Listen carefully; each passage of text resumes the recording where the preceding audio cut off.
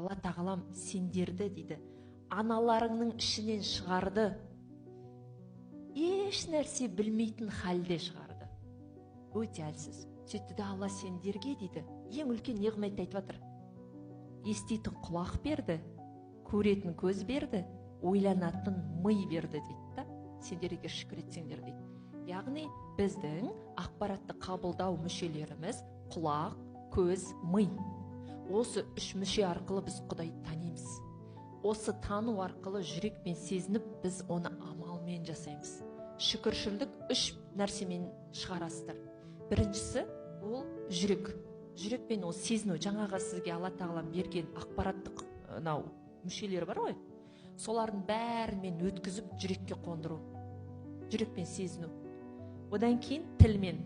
Жүрекпен айтқаннан кейін қазірдің өзінде сезіп жатсыздар да, альхамдулилля дейсіз, Аллаға шүкір деп тіл кетеді да.